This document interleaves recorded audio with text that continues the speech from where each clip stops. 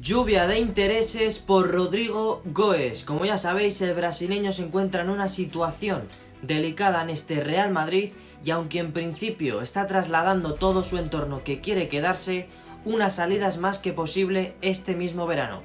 Y tal y como informa Jorge Picón, el Manchester United le ama como futuro posible jugador y por otro lado el diario AS apunta que el Liverpool, en vistas de una posible salida de Luis Díaz, se ha fijado en el carioca de cara a poder sustituirle.